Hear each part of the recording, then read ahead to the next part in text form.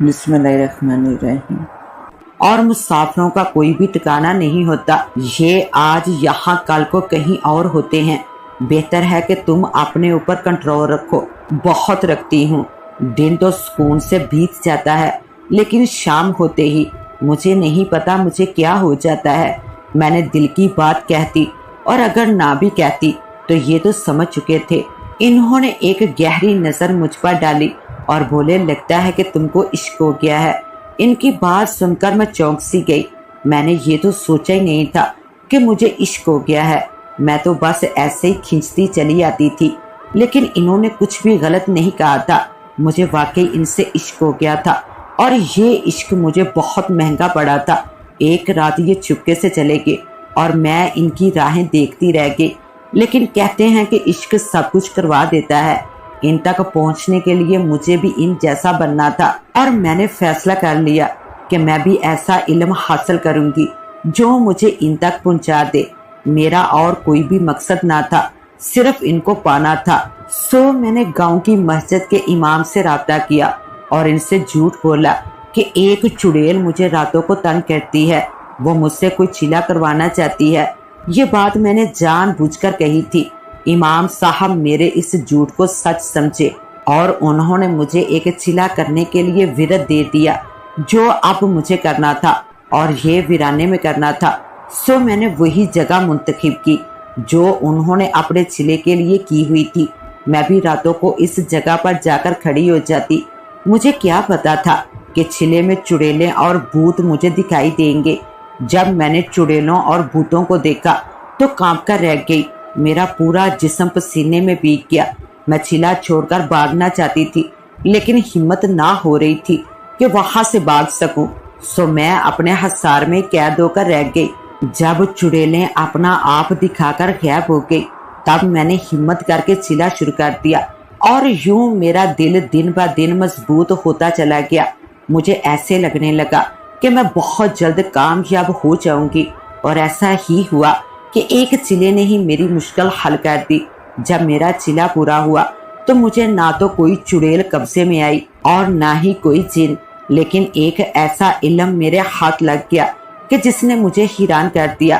कि मैं एक रोज बाल्टी में पानी भर रही थी कि एकदम इसमें इनका अक्स दिखाई दिया। मैं अक्स को देखकर ना सिर्फ खुश हुई बल्कि हैरान भी हो गई। ये अक्स पानी पर तैर रहा था, ये हवा में उड़ रहे थे। इनके चेहरे पर मुस्कुराहट थी। यूं लगता था कि जैसे उन्होंने कोई बहुत बड़ा काम सर अंजाम दिया है। मैं इनके अक्स में डूब सी गई। ये मेरे लिए बहुत बड़ी कामयाबी थी। अक्स काफी देर तक मेरे सामने रहा और फिर पानी की लहरों में ही कहीं गायब हो गया। बस क्या था, मैं हर वक्त इनका अक्स पानी में देखने लगी और मुझे पता चल जाता कि ये कहाँ हैं और क्या कर रहे हैं। मैं इनको आवाजें देती, लेकिन मेरी आवाज इन तक पहुंच ना पाती। मैंने इनको हासिल तो कर लिया था, लेकिन अपने तौर पर इनको खबर ना थी कि मैं उनको हर पल देखती रहती हूँ। ये अपने काम में मगन रहते थे और मैं इनको देखने में मगन रहती। ये मेरा जुनून था या मेरा इश्क कि मैं इनकी दीवानी होती चली गई।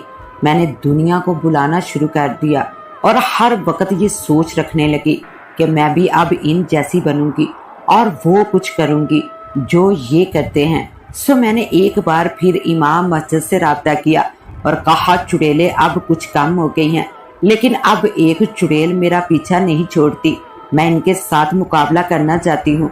मुझे कोई ऐसा विरत बता दे कि मैं ना सिर्फ उन चुड़ैल पर कब्जा कर सकूं बल्कि इसको मार भी सकूं। मेरी बात सुनकर वो मुस्कुरा दिए। शायद इनको पता चल गया था कि मैं झूठ बोल रही हूँ, लेकिन इन्होंने मुझ पर यह बात जाहिर न की और कहा कि ये मुश्किल काम है, लेकिन मुझे पता है कि तुम ये काम कर सकोगी, क्योंकि तुमने जो 11 दिन का छिला किया है इसमें तुमने बहुत कुछ हासिल कर लिया है।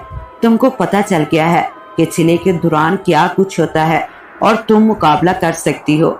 मैं तुमको ऐसा विरत देता हूँ कि तुम लोगों की नजरों से ओझल भी हो सकोगी और हवा में भी उड़ सकोगी। इनके ये अल्फाज मेरे लिए जिंदगी बन गए, क्योंकि जो मैंने चाहा वो इन्होंने मुझे बता दिया। आज मेरी खुशी की कोई इंतहा न रही थी। मेरे पास ऐसा विरद आ गया था जो उनके पास था।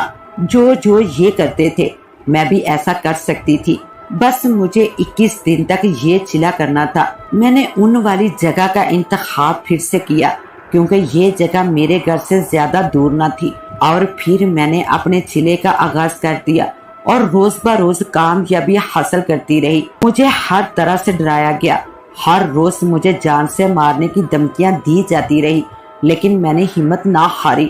ہاں، ہمت اس وقت ہاری جب چلے کے دوران یہ اٹھتے ہوئے میرے سامنے آ گئے۔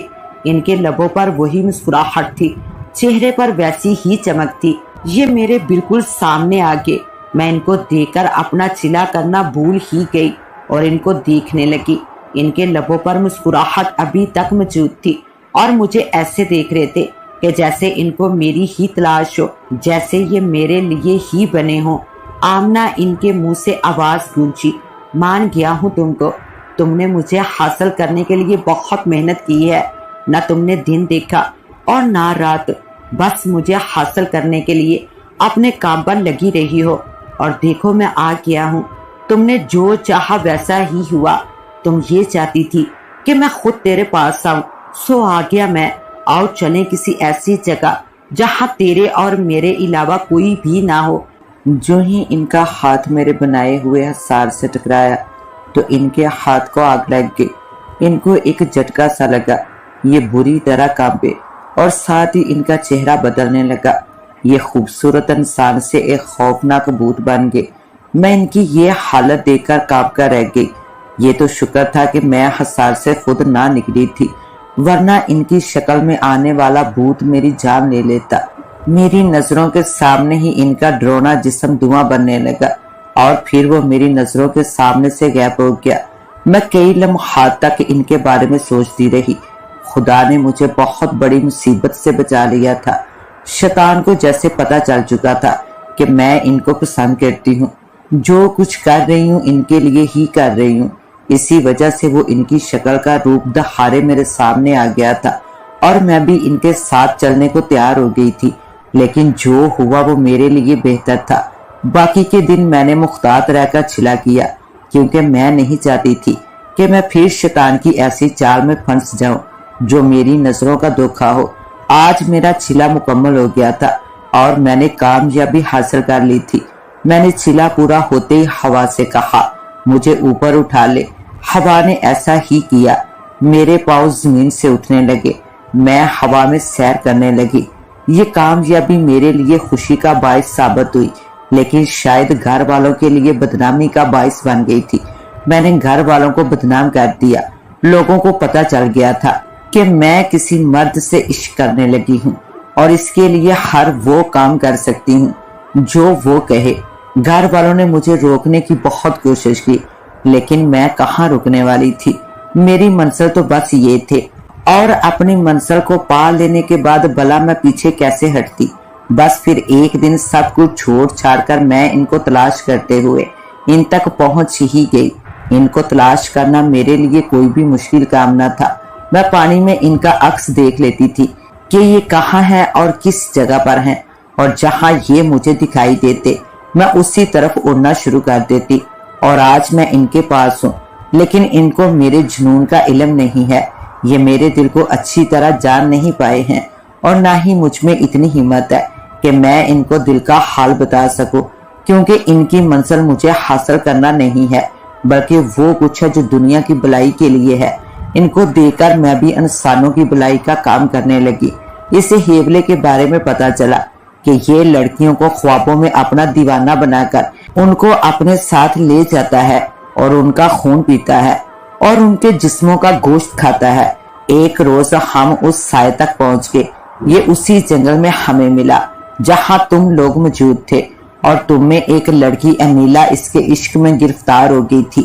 آمنہ کہانی سنائی جا رہی تھی اور ساحل پوری لگن سے اس کی کہانی سنتے جا رہی تھی۔ اس کو اب معلوم ہوا کہ تلاش عشق کیا چیز ہے۔ ایک لڑکی ہو کر اس نے اپنے محبوب کے لیے کیا کچھ کیا، گھر بار سب کچھ چھوڑ دیا اور ان کو حاصل کرنے کے لیے دن رات ان کا پیچھا کرتی رہی۔ میں تیرے دل کی بات راج تک پہنچاتی ہوں، جو بات تم کئی سالوں سے ان سے نہ کر پائی میں کر دیتی ہوں، ساحل نے مسکراتے ہوئے کہا۔ نہیں ساحل نہیں، اب ایسا کرنے کا کوئی بھی فائدہ نہیں ہے، کیونکہ اب میں دیکھ رہی ہوں کہ ہماری زندگی ختم ہونے والی ہے۔ ہم ایک چھوڑ کر ہزاروں چھلے کر لیں، لیکن ہم اب بچنے والے نہیں ہیں۔ میں اس لیے نہیں کہہ رہی کہ اس سائے نے بہت بڑی طاقت اپنا لی ہے، بلکہ اس لیے کہہ رہی ہوں کہ میں نے اپنے علم سے معلوم کر لیا ہے کہ ہماری زندگی کسی بھی وقت ختم ہو سکتی ہے، اور شاید تم بھی اس سے بچ نہ سکو۔ کیا کیا ساحل بری طرح چیخی۔ ہاں ساحل، میں نے بہت کچھ دیکھ لیا ہے، لیکن اس کے باوجود راج کا دل نہیں توڑنا چاہتی۔ ان کے دل میں آس ہے کہ اس ہیولے کو مار سکنے میں کامیاب ہو سکتے ہیں، لیکن یہ میں جانتی ہوں کہ ایسا نہیں ہو سکتا۔ لیکن بابا جی نے جو تسلی دی ہے، ہو سکتا ہے کہ کامیابی ہمارا مقدر بن جائے، لیکن میرا علم جو کہتا ہے وہ یہی ہے کہ ہماری زندگی بہت کم ہے۔ ابھی آمنہ ایسی بات کر ہی رہی تھی کہ ان کو قبرستان میں ایک بھیانک چیخ سنائی دی۔ یہ چیخ کسی اور کی نہیں تھی، بلکہ راج کی چیخ تھی۔ ہاں راج کی، جو وضو کرنے کے لیے پانی کی تلاش میں قبرستان کی ایک طرف نل کے پاس گیا تھا۔ اس کی چیخ کی آواز سن کر یہ دونوں پاگلوں کی طرح اس طرف بھاگی، اور پھر سامنے کا منظر دیکھ کر دونوں پر جیسے ساختہ طاری ہو گیا۔ سامنے وہی ہیولا کھڑا تھا، اس کے ہاتھ میں راج کا کٹا ہوا سر تھا، اور اس کا وجود نیچے زمین پر پڑا تڑپ رہا تھا۔ اس ظالم نے راج کی گردن کاٹ دی تھی۔ آمنہ پر بے ہوشی طاری ہو گئی، اور ساحل کی جیسے سانس رک چکی تھی۔ میں ایک ایک کر کے تم سب کو ختم کر دوں گا۔ تم لوگوں کی وجہ سے مجھے بہت نقصان پہنچا ہے، اب میں مزید برداشت نہیں کر سکتا۔ اس انسان نے مجھے بہت دکھ دیے ہیں، یہ میرے راستے کی دیوار بنا رہا تھا، لیکن آج میں نے اس کا خاتمہ کر دیا ہے۔ اب میں پرسکون ہوں، کل پھر آؤں گا اور تم دونوں میں سے ایک کو اٹھا کر لے جاؤں گا، اور اس کا بھی وہی حال کروں گا جو میں نے اس کا کیا ہے۔ اتنا کہہ کر اس نے زمین پر پڑے ہوئے راج کا جسم اٹھایا اور دور نکل گیا، اور چلتے چلتے ہی وہ اندھیرے میں کہیں غائب ہو گیا۔ ساحل نے ہمت کر کے آمنہ کو ہوش دلایا۔ کہاں گئے وہ؟ آمنہ نے پاگلوں کی طرح ساحل کو جھنجھوڑ ہی دیا۔ وہ اسے اٹھا کر لے گیا ہے، ساحل نے کانپتی ہوئی زبان سے کہا۔ پھر کیا تھا کہ آمنہ پاگلوں کی طرح اس طرف بھاگی جہاں وہ اس کو لے کر گیا تھا، اور اس کی طرح ہی وہ بھی اندھیرے میں کہیں غائب ہو گئے۔ ساحل پسینے میں شرابور بھاگتی ہوئی گھر آ گئی، لیکن اس کو معلوم ہو گیا تھا کہ اس کی زندگی کے دن بہت ہی کم ہے، زیادہ سے زیادہ 2 دن۔ اس کی سوچ بہت ٹھیک نکلی تھی۔ دوسرے دن اس نے دیکھ لیا تھا کہ وہی ہیولا آمنہ کی گردن کو کاٹے اس کا خون پی رہا تھا، اور آمنہ کا جسم بالکل ٹھنڈا زمین پر پڑا ہوا تھا۔ یہ منظر دیکھ کر وہ کانپ کر رہ گئی۔